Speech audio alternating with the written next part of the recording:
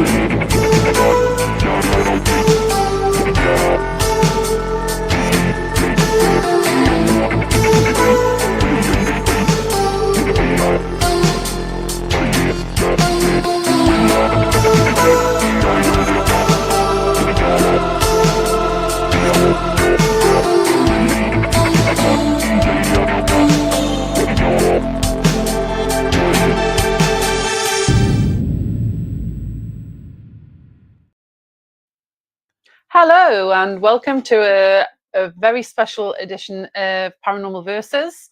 My first trip stateside, so be gentle. I'm with my fantastic co-host Enoch and Michael in the house tonight. So yeah, it's been a fun week. Very fun. Yeah. So I'm just hanging out with these guys and they're making my trip so amazing. And I'll have lots of videos and everything else like that when I get back home to show everybody. But right now we've got an amazing guest tonight. So I'm going to just hand over to the guys for 2 minutes to see what's happening in their lives. And basically then we'll bring the guest on. So how you been? Doing well. Having experiences. I've been saying that seeing Kell experiencing everything that that's just new to her, which is pretty much everything, all the pictures. And I've been saying that it's basically like seeing her experience Christmas morning for the first time, multiple times a day, every day.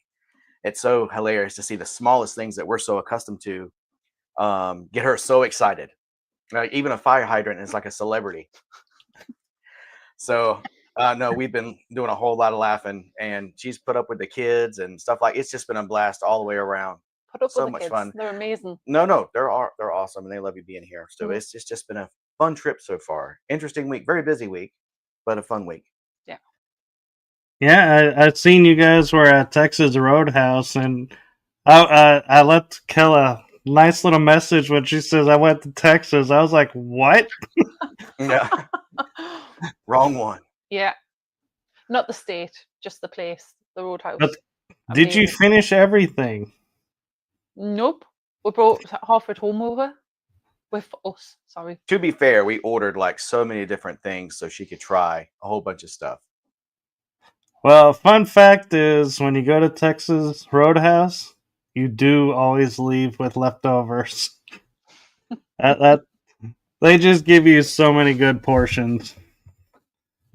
It's amazing. But another thing that they've got us doing as well, I usually have my beef or my meat cremated, like well done, and I've been eating it medium rare, which is unusual for me because I don't usually do textures very well. So it's been interesting, yeah, and I prefer it that way now. So I'll be going home with like loads of different things that I can actually eat now. So I'm happy with that. The food is amazing. That's because you're eating real beef, probably. It's not just the beef. It's not just the Texas steak. The Texas Roadhouse. We went to a place called Casey's, and oh my lord, I've never had food like that in my life. Proper Southern soul food. Mm-hmm. Oh yeah, biscuits and gravy. Sweet potato. What was it with? Marshmallow. Piece of souffle. Oh my god. Yeah, my new guilty pleasure. Oh, there you go. Me, yeah. I've just been living in the world of doing shows and working on my books that I'm writing and getting stuff scheduled and ready for upcoming conference I got in July. So wow, check you I'll be gone for a week. So a few things going on here and there, but Nice. I do have to say though, I am excited to be back on this show, and for number 7 of the year, we're kicking butt. Yeah. Yeah. It's brilliant to obviously be back on the show it's pretty cool. I know that we guess that we're all bringing on. She's having technical issues, so just want to warn everybody out there. Again, obviously last time we had Bruce that were brought on. He obviously where he lived, he didn't have a good internet connection, so we had problems that time. So we don't know what the issue is this time, but hopefully it'll work itself out. So just bear with us anyway. Sorry, I've got to say bear with us because a certain person keeps saying, try and speak less Geordie. Nah, you gotta represent. You're in the US, you gotta represent. Nah, I'll try. So, E, you gonna introduce our guest? Sure, no problem. Backstage, we have a new guest we've never had on this show before, Miss Melissa Hornbeck. Very interesting lady. Here she is. Welcome to the show. Hopefully the audio is working. Uh-oh. Hello, Melissa. Can you hear us?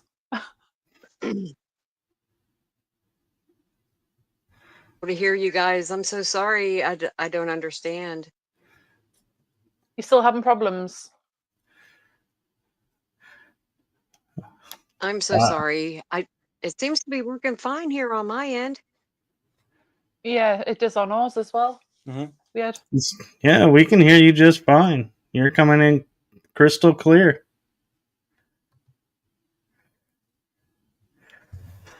She's still struggling to hear us and understand Everybody's us. froze up again. Except Oh, for no. me. Michael, I'm wondering whether it would be worth logging back out and logging in again. We can try that. I can suggest that to her. I don't think she can actually hear it at the moment, so. Let me see if I can pull up. Oh, she's gone. This is the worst Meanwhile, part of doing a show like this. So, I mean, when we have technical issues like this. But it happens. Can't be helped. well, and she's on her cell phone. She informed me her computer crashed this morning, so she's trying a new way of doing it. So I've never used a cell phone myself for it. So we'll see if E can help her figure out how to get the phone to connect. Oh, it's literally just open up the link you sent and click it, and it worked just fine for me. I don't understand. Whenever I use it, I don't typically use it, but the first time I ever logged in with the show, I used my phone, and it worked beautifully. Well, until we get her to where she can hear and understand us, I guess we'll just keep sharing what we're up to and touting everything. And Jennifer Oliver says, tell her to connect to her Wi-Fi if she hasn't. That could be, because some people I don't think realize that they have Wi-Fi on their phone. Yeah. Oh well. I guess we'll have to chat amongst ourselves until until then. Oh, Jennifer Oliver is her sister. How about that? Ah. Oh, huh. That's a good source then. Yeah. Yeah. I love it. So, Michael, have you been doing anything spooky lately? Not lately, but I do have in July. We are in a new location, so I'm hoping to make some time over to Mineral Wells to help Texas Scaregrounds. It's a haunted house. They got a new location, so we got to put it together. And I usually help out, and in October I get to volunteer act and scare some people or bring people into the haunted house by reading the rules, because I have theatrical background, so I get to play with that. So Mm-hmm. I will be taking part in a haunted house again. We took last year off because we didn't have a location. Mm-hmm. So, but if you want to check it out, it's Texas Scaregrounds. And last we checked, we were still voted #1 for the area, and it's a fully interactive haunted house. So, Wow, yeah. that's pretty cool. So I totally didn't know it was supposed to be on Wi-Fi. Is it Aha! working now? Sorry. Can you hear her now? I can hear now. Oh, brilliant. Thank you, God. Jennifer. You are awesome. I am so sorry. No, It's no okay. apologies. We've all had our technicals on this show. Mm-hmm. Yeah. Yep. When it comes to technicals, I can find some ones I didn't even know existed, apparently. Yeah, there you go. Uh, Melissa, tell us about yourself. So I am a mom, a paranormal investigator. I do volunteer work at the community center, mostly helping prepare meals and stuff for the needy. And my favorite thing to do is the paranormal work. I've been doing that for 20 years. I started out just basically chasing orbs to find out if there was something connected to them. And before I knew it, I had a team built up, and we had a regular stomping ground that we went to where it's loaded with spirits that are very, very cooperative as long as you treat them right. And we ended up in the first 4 years getting so much evidence of spirits spirits with orbs. I don't know how you feel about the orbs, but my team, we've got photos of the spirits actually coming out of the orbs and manifesting into shapes that you can recognize as humans. We have one on a horse, actually. We started rooting for them. We're like, listen, we know that you're here, and we know that people poo poo you being here. So help us prove that you exist. And so we started telling what we're going to do. I said, we're going to bring equipment. We're going to try to talk to you. We're going to take some photos. And if there's anybody here that wants to prove that this isn't imaginary, show up, help us do it. And they did. They did. Wow. And we ended up with, we did 2 photo books of pictures that are just phenomenal. I mean, people who are dead set against orbs have looked at some of our photos and were like, I don't know what else to say, because they're astonishing. Even say like Zach Bagans, they never used to follow orb activity at all. They would poo-poo it right off the bat, cut it off. And I saw them at an activity, an event one time, and I told them, you guys are missing so much. As soon as, because that's when it starts. That's how you know the manifestation is about to happen. You can see the orb activity build up from the energy in the air. I said, and when you guys aren't paying attention to that, when you look somewhere else because you see there's orbs going on over here, you're missing it. And they realized after paying attention that I was right. And now they don't do that. They call them light anomalies, but it's the same thing. And so that's what started us. And then once people knew that I wasn't afraid of ghosts, we got drawn into doing home investigations, where we would go and figure out, is your house really haunted? Is it something you can deal with, or is it something you need to get rid of? Most of the time, we were able to deal with it and get them to live together without problem. A few times we had to make them go. I prefer to not do that, though. Yeah. Because it's their space first. Yeah, collaboration is a good thing. Right. Can I actually ask what got you interested in the paranormal? It was first the orbs. I was a waitress at a local diner, and a girl that I worked with came into work one day, and she was in high school, and I was older at the time, but they were doing that. You know how the high school kids always go to the spooky place and try to do things. And she was telling me about a cemetery that she went to, and they were trying to take pictures. And she showed me some of the pictures, which were like amazing orbs, bright blue ones, white ones. Yeah. But she said that they were only there about 15 minutes and all of their equipment just died. She said their cell phones went dead, their cameras went dead. And I was like, what? So I had to go check that out. And we went to the same place and the same thing happened. But we did get a recording that night. And that fascinated me because I kept seeing this green light that would come. And every time I would try to point it out to one of the people that I was with, it would just disappear, it would shrink away and be gone. And it happened about 4 times.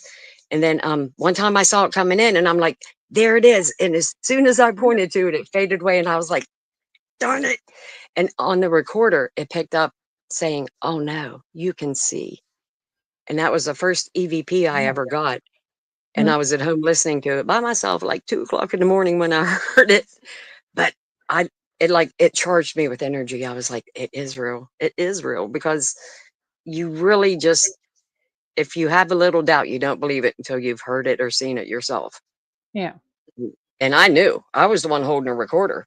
I knew there was nobody else there that talked. And it was clear. It just said, oh no, you can see. So then I had to go back. And then I had to take those people back.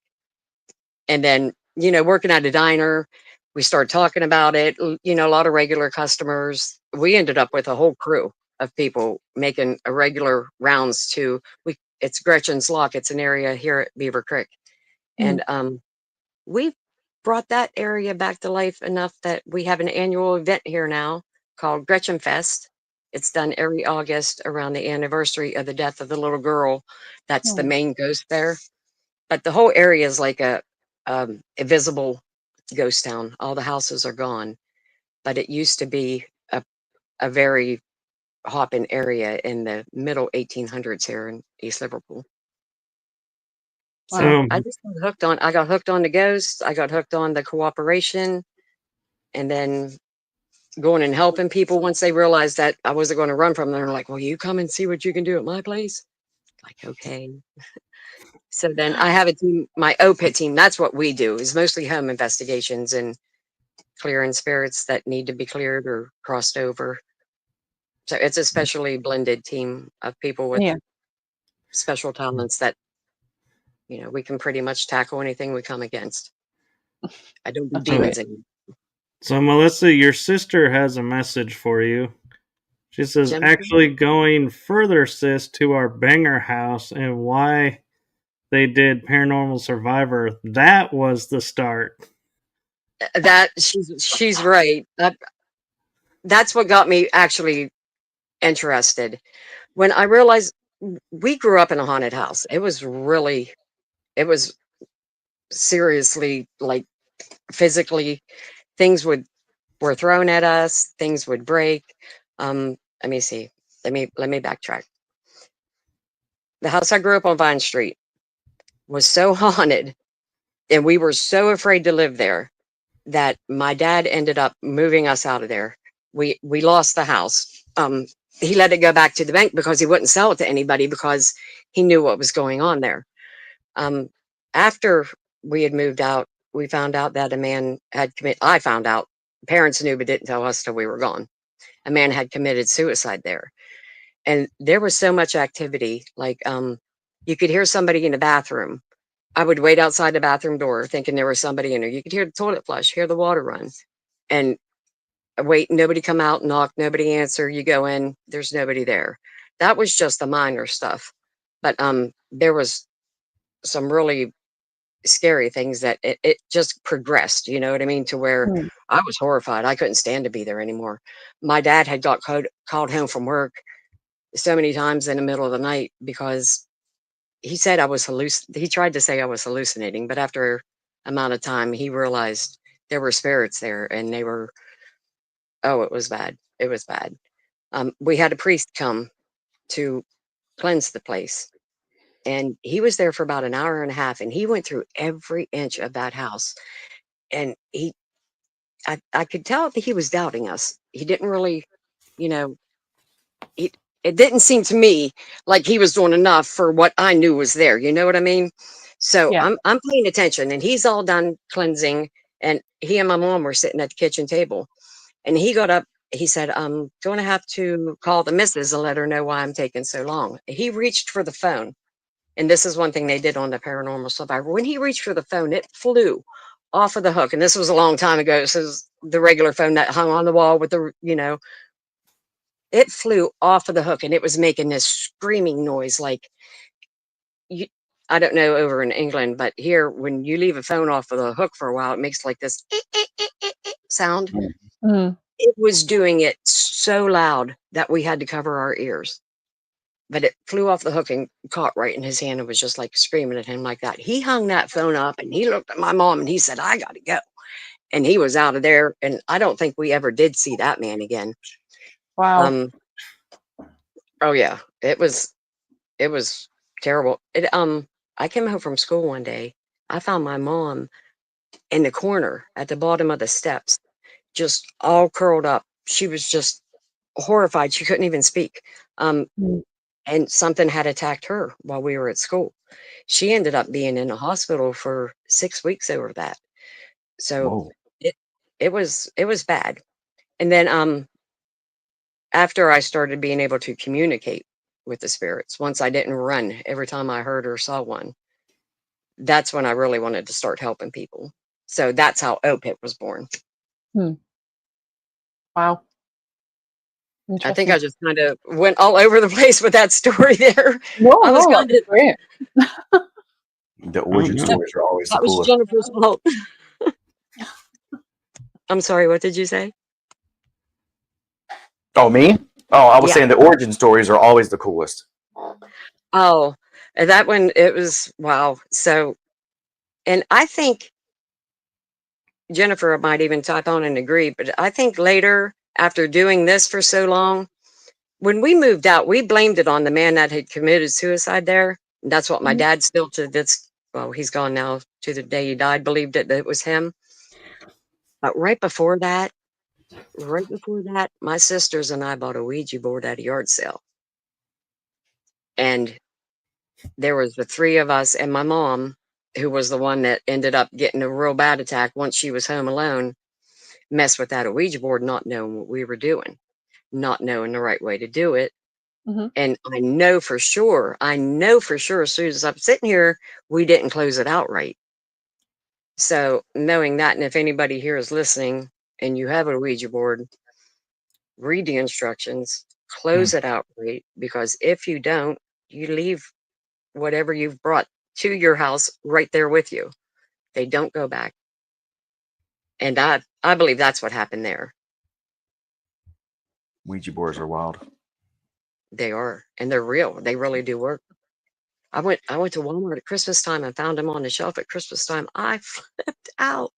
I took that thing right up to the counter, customer service. I said, "Do you guys know what you're doing? Do you know what you're doing? Do you know how dangerous this is?"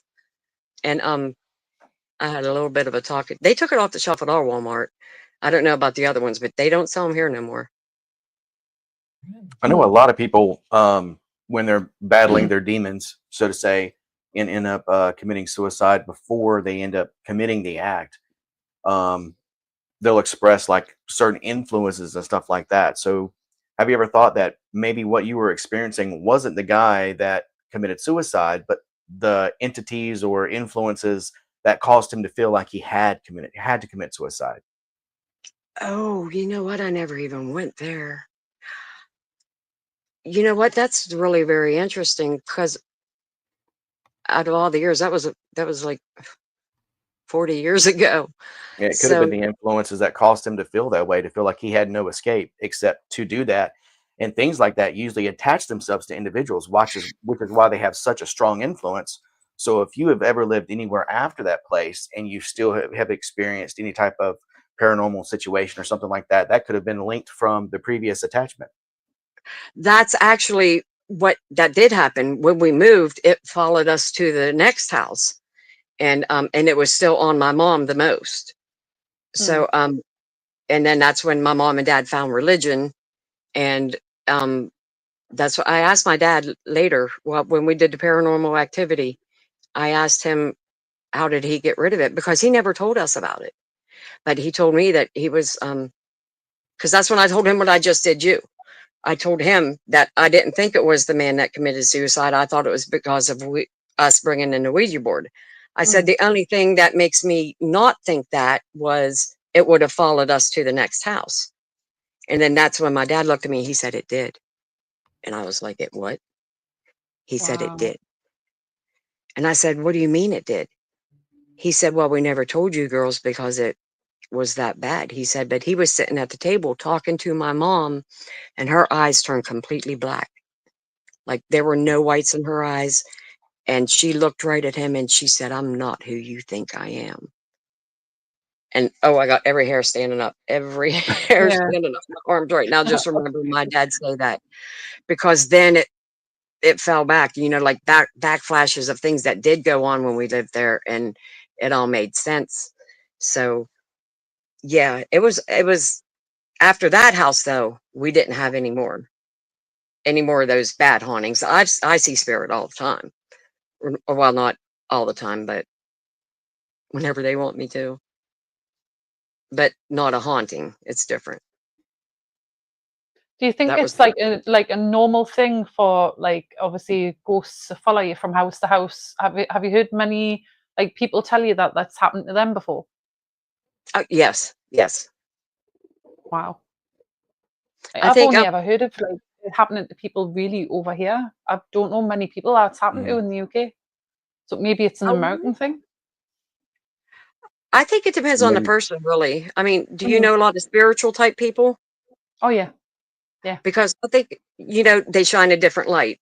And I think that the spirits are drawn to that light, and say, like, if you go to a haunted place and your light's brighter or prettier or more magnetic than the rest, you are more likely to get followed home. But you can control that too. Yeah. Like you can shut that off before it happens. And that's usually what we do when we go to a place where there's multiple spirits. That's when I'm really concerned about it, when there's multiple spirits, because I can't keep track of them all. So we do a good heavy cleansing before we start, a good heavy cleansing before we leave, and basically pray. Basically pray that everybody stays put. So I have an interesting question for you, Melissa. Do you think the experience that you went through with being your first one that you were able to sit with and communicate with after running was to prepare you to be able to do what you do now? Because it seems like they threw at you the worst first, and then everything else is like, okay. Well, oh no. Oh no. We've had much worse in our trying to help other people. Our haunting was minor compared to some of the ones that we've gone to help. So I think that, yes, it did prepare me for that. It made me probably a little more braver than I should have been, because the first ones weren't nearly as bad as they can get. And, you know, when you survive one that you think's pretty bad, you think you can take them all on. But I can say as a team whole, we've been able to accomplish about 97%, but that 3% you still get nightmares about.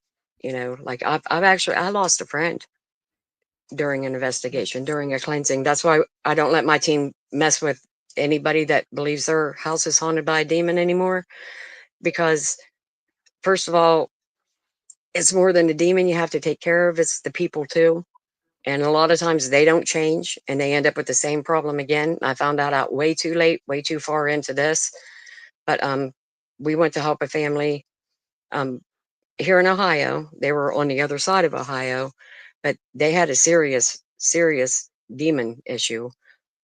I still don't know how it got there, but I know it would not leave. It would not leave that property. As hard as we tried 4 times. We had priests, we had shaman, we tackled that place with every faith battle we could come up with, and it still ended up beating us in the end. My team ended up doing a event to raise money to help get them into a new place, because I mean they were I'm talking levitation, scratches, disembodied voices. The animals were getting sick. It was trying to single out people, draw them in and leave them alone. Like it would cause things to happen. Like the dad would leave, the truck would break down. They had an older woman that was there. She was in her 70s and she was blind. So somebody had to always stay there with her, which was usually her daughter and her daughter's boyfriend. So the dad would work. But then things would happen, and like weird things that would draw people out of the house, like it was trying to leave that poor old lady there by herself. And that's why my team wanted to help clear it, because they'd had everything that invested in a place they really couldn't afford to move, and I thought we could do it because we'd done it before. And we went there. We went there full force, and we did think that it worked because everything played out like it normally does when you have a good cleansing. Like you could feel the air light. The air was lighter. The house literally got brighter. The windows stopped rattling. Their windows rattled constant. There was a wind that went around that house that was just unexplainable. And it was only on that property. It would howl constantly, make the windows shatter, make the doors rattle. It was just crazy. All of that stopped. We thought we'd done good. And so the clients were happy. We were happy. We're loading up our equipment, getting ready to head out. And well, this thing had, let me backtrack just a little bit, because this thing was so manipulative. It would send fake messages through Messenger, through email, and on the regular text messaging. It would send messages from me to the client that I didn't send, telling them to do things. And it would send messages amongst the clients themselves, telling them, I need help here. That's one of the things I was saying about luring them away. It would try to do that with messages. So the night before the cleanse, my team had agreed that none of us were going to answer our phone. We had our phone shut off. We weren't going to let anything stop us from going and doing what needed to be done. So with all of our phones shut off, we do the cleansing. And like I said, everything looked perfect. It seemed perfect. Wow. We just seen, sorry. Go ahead. I do know an instance of where it was a case of the South Shields poltergeist. Apparently, it was texting one of the paranormal investigators from a phone that had been disconnected, the battery taken out and everything. And it was actually texting one of the investigators. So I have actually heard of that happening. And you're the first case I've ever heard of that actually, like apart from that one, ever happening. So that's really interesting. It was, because I didn't even, when they first told me, I found that one a little bit hard to believe. But after seeing everything else, I had really no reason to doubt them. It was just, that was hard to take in. And then I started getting messages. And so it was like trying to prove itself to me even. So we do that cleansing, and we are loading up the car. And one of the people on my team, Michael, he was the first one to turn his phone on. And as I was getting in the car, he said, "Oh my God." And I'm like, "What?" And he said, "Zach's dead." And I was like, I didn't even realize who he was talking about at first. I swear for a second, and not trying to, I thought he meant Zach Bagans for some reason, I guess because we were on a paranormal thing.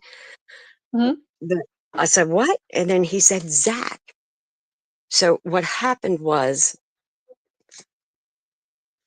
the night before the investigation, Zach was my sister's best friend, and they were staying at my niece's house. There was a doppelganger of me and my, at the time, 6-year-old daughter that showed up at my niece's house calling for Zach. And so and this is like March. It was freezing cold. We had a bad windstorm, which I truly believe was part of that investigation and part of that wind phenomenon that went on at that house anyway. So the weather was really bad, and my niece stopped him 3 times from going up the road because he kept saying I was calling to him, me and my little girl calling to him that we needed him to come and help. He tried to get Kaylin to come, and she's like, Zach, there's nobody there. And he wasn't on drugs. He definitely wasn't on drugs. But she had to go to work, and she worked a midnight turn. And when she got back at 8 o'clock in the morning, Zach was gone. She tried to call us, but nobody was answering the phone, you know what I mean? And he was found about 2 miles away from where they were. He had wandered off, ended up with no shoes, no coat, and he had froze to death. Wow. And they found him on the side of the road. That's So horrible. that's when, I'm sorry, It's okay. sometimes I can get through that a little bit easier. But that's when I realized that when a spirit really wants to stop you, how far away from you they will reach to get your attention. Because you know, like it wasn't me. It wasn't my teammate. We were prepared for that. You know what I mean? We were prepared for any kind of attack against us. But when you find out it takes down somebody that's had nothing to do with it, it makes you reconsider what you do. And I retired after that. I just told everybody I just can't. I didn't realize how much I was risking by doing what we were doing. And so I retired after that until Jack Kenna. I don't know if y'all know who Jack Kenna is, but he's a pretty prominent paranormal investigator who works on paranormal case files on the Travel Channel.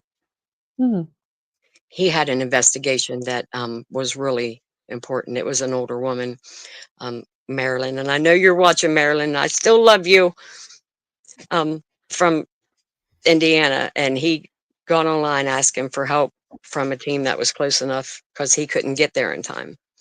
And so I contacted Marilyn because we were just 5 hours away, and she told me her story, and it was another bad one, but she wasn't doing anything to provoke, and I just felt so bad for her. So that's what pulled me back in. And we helped Marilyn, and she's still my friend today. And I'll still help somebody, but we don't do demons no more. Yeah. So did you? Was it actually your voice that this doppelganger was using? Was it like the same voice and everything? He told Kaylin that it was me. Like so it would have had to been look just like me, talk just like me. You know what I mean? Because he was mad at her. He was mad at her for not seeing. He was like, "That's Missy," and he couldn't remember my daughter's name. You know, but I knew that's who he was talking about. You know, because he said, "And the little girl." It just. He was 100% sure it was me, and she said she stopped him like 3 times. That's horrendous. Sounds like you came across a mimic. Is that a word of the week? I think it is. Doppelganger is what I called it because I don't know, a mimic, a doppelganger. I used to call them mimic. I don't like them. I don't like them. Every time I've ever heard of one, something terrible happens. So I actually had a situation where my mom had hurt her shoulder, so I went to her store where she gets her clothes at to pick up clothes, and the cashiers all looked at me and they had this funny look. I said, "What's going on?" They go, "You were literally just here. You like walked out the door just a couple minutes ago." And I was like, "No, this is my first time here." And they were like, "Your doppelganger was here." And I was like, "Oh man, how close I got to seeing myself." That freaked me out. I was like, because they always say, like, if you meet yourself, That could be That you're like, dangerous. right, right. That's what I thought too, that you were supposed to see it yourself. I didn't think somebody else was supposed to see you and be, that they could do it that way. But that was my first encounter with one. And Oh. as far as I'm concerned, the worst encounter. And I didn't even see it, but I believe that's what he saw, knowing how they work and what they do, and what was going on. I think that demon expected, when he drew Zach out that night, I think he expected them to be able to get a hold of me, and it would have stopped us from doing what we were doing. I think, but I don't know. I And just draw know. you away from the property, so you'd leave him alone. Yeah. That's interesting. Scary, but interesting. And Yeah. I think I speak for all of us, Missy, when I say we're so sorry that you had that happen and that happened to Zach. Our hearts go out to you and everybody. Mm-hmm. Yeah. I do appreciate that. I really do. A wild situation to have to deal with on all aspects. That's a heavy thing to carry around. It is, but like I said, I quit after that until I found somebody else that needed help, and when I went there, I just asked Zach to come with me, and so that's how I deal with it. I know that he loved what I did. He loved what I did. He thought it was awesome, and I just bring him along with me now.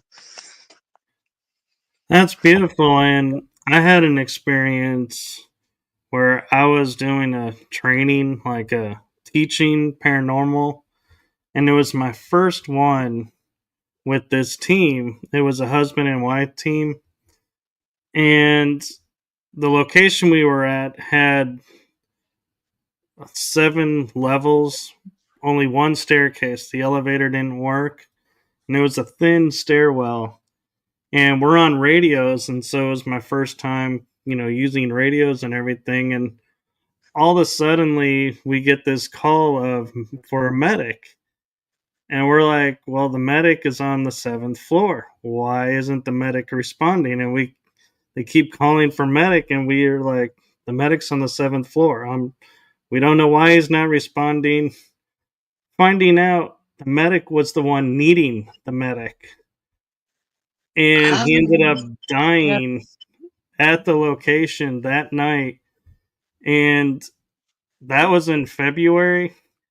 It wasn't until in the same year, I think it was like 4 or 5 months later, a friend of mine was doing a tribute to him because he was really big in the community for the paranormal where I live. And she says, "Oh, we're doing this tribute investigation. We'd really like you to come. I know you're not in the paranormal anymore." And I said, "All right, I'll come because it's a tribute to him." And that's actually what got me back into the paranormal. So I had a similar experience, not the same magnitude, but yeah, I know what you mean. And it does make you step away. Yep, I feel you. So now I mostly just do like legendary, famous haunting places, and pretty much just do it for communication and for fun. I joined on with another team called Three Souls Paranormal, and we do a lot of work for like the historical societies and stuff like that. Mm-hmm. So that's another cool way to go with it. So, what's your favorite place that you've investigated? I'm sorry? What is your favorite place that you've investigated? Bobby Mackie's Roadhouse in Wilder, Kentucky, before it got tore down. That was a pretty epic investigation. I had my team. We had some people from Maryland that did another team, came along and investigated with us. And we had about every kind of activity that you could get there. We got with the voice recordings, we got photos, we saw things, we had, it all happened there. I loved Bobby Mackie's. I was so sad when they tore it down. Oh. So how about you? What's your favorite place? Me? Oh, me? Yeah, go on, I'll let you Um, answer this one first. I live close to an area called Fort Fisher. Part of the Revolutionary War time period and stuff like that. So that was a very interesting place that we checked out and did some investigating out there. Under the Cannon Fire Shelter, it's like a huge like hill that was supported to protect the inside from cannon fire, and that was a very interesting result like that we got from all that stuff. It was my name came through. We heard like what sounded like old school like black powder rifles and stuff like that on recording. Very neat. There was one we heard like a trumpet or a bugle or something like that, and it sounded like it was coming from the distance, but we weren't even sure at the time whether we heard that with our ears or if we heard that from the box we were using. But that's always a really cool area. Some people say they see like translucent soldiers marching in a line. So like it's a very cool area. I love Gettysburg. I've been there, and battlefield investigations are I'm all in. Whenever I'm game every time for a battlefield investigation. Yeah, they're So fun. so much energy there. So how about you, Cal? I think one of my favorite places is local to me. It's in a place called Sunderland. It's Nelson. It's a land, air, and sea museum. Basically, they've got aircraft and like all sorts of machinery from like World War One, World War Two. I've been there quite a few times. One of the most best things that I caught there is an outline of a World War II fireman. We heard like smoke rustling, took photos in the dark, and then you could actually see the outline. He had the helmet on, you could see the uniform, everything. So that place, awesome. there's so much stuff going on there. It's like people have been killed in the machinery and like the planes and stuff like that. And there's just so much energy in that place. Mike, how about you? I would say the top 3 places for me would be Mineral Wells, because there's a hospital there that was really cool to check out, and then a military base that was abandoned that you could investigate the hospital on the military base and different buildings. And it was a World War II Nazi concentration camp where they, well, not a concentration camp, POW camp, I mean, where they kept the prisoners. And so that was really cool to know was there, and it helped explain why we were getting German officers in the building we were in, because it was across the street. And Jefferson, Texas is another amazing town where the whole town is all about the haunted history. So it's really cool to see when the town backs the community. And the other one was I would frequent that I'm kind of upset a little bit right now is they sold it, and I'm not quite sure how the new owner is going to make it work, but I'm hoping for the best, and that was Old Park Hotel in Ballinger. Every time you go there, stuff would happen, and it's so rare that you find locations where you could almost guarantee being there, something's going to happen, and that was one of those, and it was like a rare gem, in my opinion. How about bucket list place? Anything on top of your bucket list? Where's first place you'd go? I'll let you take that, Kell. Oh God, anywhere in America. I used to host at the Ancient Ramen, so that used to be at the top of my bucket list. But being in there, yeah, like I say, now I'm over here in the States for a little while. I just want to anywhere over here. I don't care Anywhere? where. What state are you in right now? North Carolina. Oh, that's my favorite state. Are you near the Outer Banks? About 2.5 hours away. Oh, see, I'm so jealous right now. You got to take her to go to the Atlantic. Take her to the Outer Banks. If we have time, we're definitely going to do some stuff like that. That's a really cool place to check out. I mean, there's just so much history there in general. Oh yeah, get But yeah, into with the some paranormal Blackbeard. side, I've never done anything at the Outer Banks paranormally, so that would be a treat for me too. Oh, they got an abandoned amusement park there. Yeah, My friend Molly Wow. and I snuck in the middle of the yeah. night. Oh yeah, listen, we got an EVP there that said, "I buried treasure." Oh, nice. Oh. I know, right? I so wanted to go back with the shovel. I really, really did. Because Oh, I'm like, yeah. if they're telling us, then maybe they want us to have it. It said, "I Yeah, buried treasure." right. It said, "I buried treasure here." I was like, Wow. Yeah, that was a Blackbeard frequented spot. So yeah, yeah. he was all over there. They found some stuff a couple years ago that actually were identified directly to his ship. So that was a big, like, newsworthy thing around here. Yeah, I know. I haven't made it back there since then, but yeah, the Outer Banks is my favorite hanging spot. I love that. That's where I go to escape. My bucket Awesome. list though is the Winchester Mystery House in California. oh yeah. That's a cool one. You Yeah, mentioned that, that's didn't you? top of the bucket list for me. Yeah, that's probably in my top 5. Yeah. Yeah, I like that place. One of my number one was the Ancient Ram. It's just so really cool. I've always been so jealous that she's used to be tied into that because I've always wanted to check it out. But yeah, there's a lot of places that I would love to check out. Yep. I'm still in it for a while now. Yeah. I'm I good to would go say for a few more. yeah, my top 3 would be probably in no order the Ancient Ram Inn, because I've just heard so much stuff about it and witnessing what Kell had happen. I'm like, yeah, I definitely want to go check that out.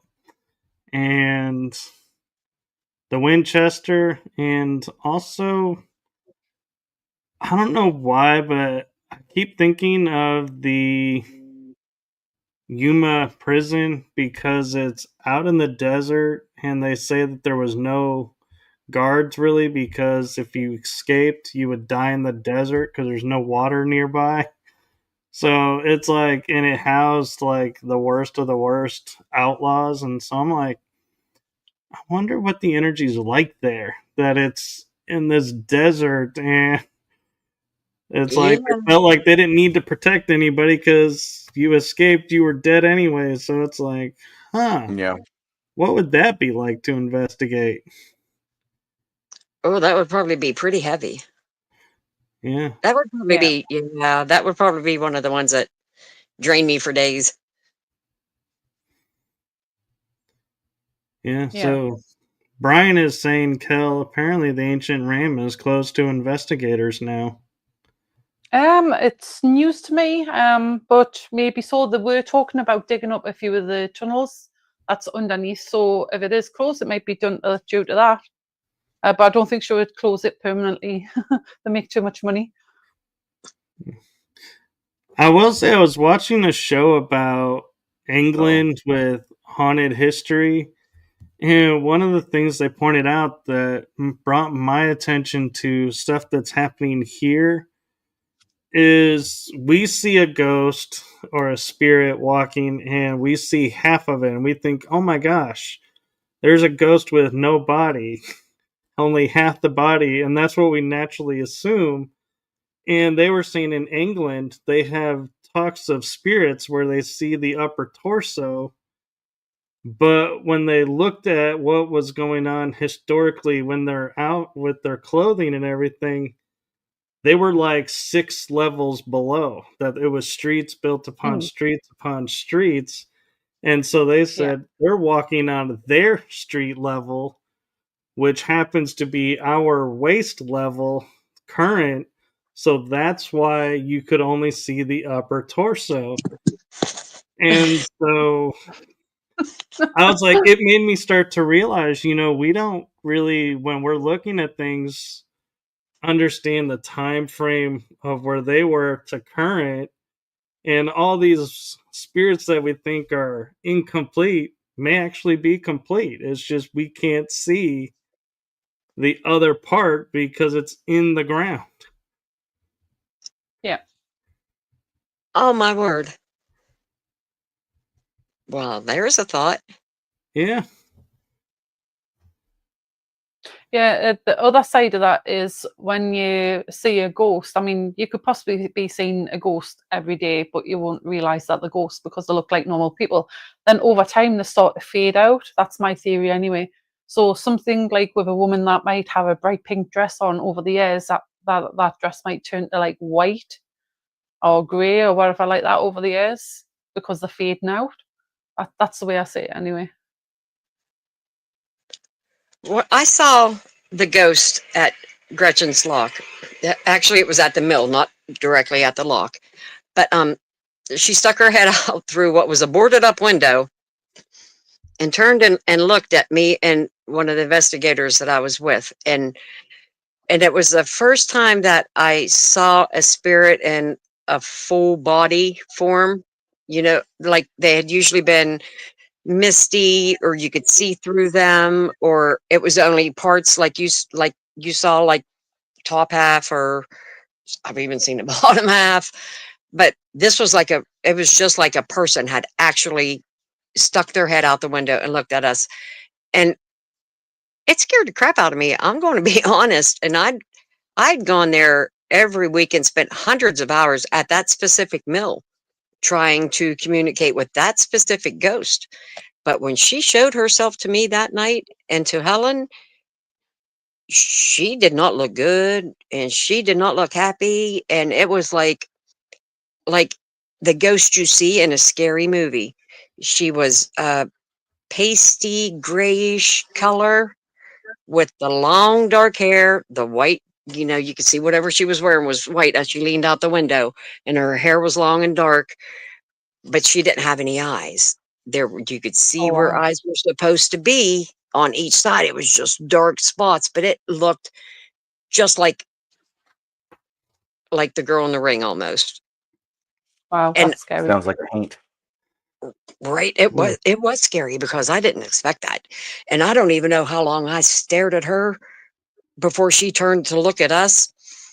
But as soon as she looked at me, I had to look away, and I looked over at Helen, and now I know what they mean when they say they look like they saw a ghost, because that's what Helen looked like. And we were just mind blown. So yeah, we took off out of there. And then I felt so bad because, like I said, we'd spent so many hours trying to investigate and talk to that one specific ghost. Then she finally shows herself and we ran away. So next day we go back with flowers and fruit and, the typical offering that you would do for a spirit. And I apologized, but yeah, that caught me off guard. It caught me way off guard. Yeah, I can imagine. God, I would have run a mile. But we weren't that far from her either, you know what I mean? And it was, it just caught me off guard because she was staring ahead for the longest time, and I was watching her stare ahead. But when she stopped and acknowledged that we were looking at her, that's when it that's when it rang through totally different. Yeah, I can imagine. That's pretty scary. I never drive by that place. I don't look at that window though. It's like I look forward to stuff like that, and then I don't at the same time. Right? Because I really didn't expect it to scare me. I've seen ghosts, but I never really seen them see as long me as like it happens on some kind of device. Let's record it somehow. Yeah. Oh yeah, don't you know? There's nothing ever running when that really happens. No.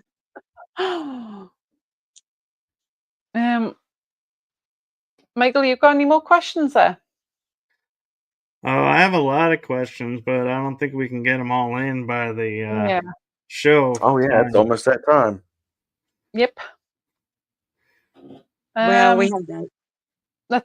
Let's have one for the road. Go on. I'll let you get obviously get another question in, Michael. So a question I feel like with the opportunity we have, we'd be miffed if we didn't ask is your experience being on Paranormal Survivor. Did the episode do it justice, or did you feel like a lot of it was hyped or misrepresented? I feel like they concentrated too much on my specific part of the story and didn't include enough of what happened to the rest of the family. They made it seem like it was just happening to me, but everybody was experiencing it. Other than that, I think they did really good as far as the reenactment and how it felt and how it looked. They did really good being able to recreate what I was telling them. Wow. Thank So you cool. for that, because I get a lot of mixed reviews from people who are on those TV type shows. Yeah, right. That was the first one I did too, so I didn't really know what to expect. I mean, they were here all day filming, so of course a lot of it did have to get cut out, but I think they got the main point of what was going on. You know what I mean?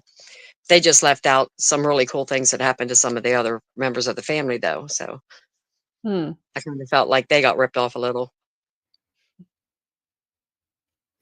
Wow. How interesting to have your story told like that, though. Yep. Yeah. You know, and my dad came from Kentucky, so they interviewed him as well. And that's priceless for me because my dad's gone now. And knowing that I can just turn that on and sit and watch him sit and talk is Yeah. priceless. I'm forever You'll- grateful just for that. You'll always have that memory as well. That's cool. And having him back me up, you know, because so many people, when I tell them what happened there's a lot of people that just don't believe me. And so, but my dad was always solid. There's nobody ever doubted a word he said. And to have him be the one that was on there backing me up really meant a lot. Yeah, that's good. Right. Unfortunately, we've got to the hour now. Melissa, would you like to tell obviously whoever's watching where they could find you if they need to get in touch with you or if they want to speak to you? What's the best contact details? If you have any paranormal activity that you need us to help with, the best way to get through is on Facebook. We have a group page. It's called OPIT, OPIT. It stands for Ohio Paranormal Investigation Team. If you just go on there and send a message, one of the admins will get a hold of me immediately. Or you can message me through Messenger, Melissa Rhodes Hornbeck, and I will answer through that. Sometimes I'm a day or two late on the Messenger messages because I get a lot of those, but I will respond to it. And yeah, just through Facebook, basically. I don't have a web page. Brilliant. Because, you know, I wasn't really trying to be too commercial with it. Yeah. Mm-hmm. It was just mostly, Understandable. it all just started kind of by ear, you know, word of mouth and stuff like that. And then 20 years later, here I am doing podcasts. Yeah. Best way. Right. Paying your dues, that's what it's called. Yeah. Well, thank you very, very much for coming on the show and telling me your story. It's been absolutely amazing. And we really do appreciate it. Very much. Yes, thank you so much. Yep, I enjoyed your show and I'll watch more of them for sure. Thank you very much. Yeah, we're always glad to have new viewers. Michael always says fans. Yeah, I hope everybody was able to find a new link in time. If not, I'll get this because it'll show again, right? So I'll just share where they can go on it. As soon as we're done, it's automatically on replay and it'll be available on any platform that they pretty much view. We're on Spotify. We're on pretty much as many places as will allow us to be on. Well, awesome. I'll reshare it to my groups again because I didn't get to reshare the new link to most of my groups because I was short on time, but I'll make sure to get it out there. Thank you very much. Awesome. That was my bad. Yep, this was awesome. I appreciate it, you guys. Thank you. No problem. Okay. Michael, do you want to see what out tonight then? All right. So thank you to everyone that's watching. Thank you to the chat room for your questions and comments. And thank you again to our guest for trusting us to come on. We do appreciate it. And I am thankful for Kell and E for managing to make it work, to being with Kell traveling. So we actually got to do an episode with one of us on a road trip. Woohoo! So, so with that, we are going to say blessings to everyone and make it a wonderful day. Bye-bye, everyone. Thank you. Bye. Bye.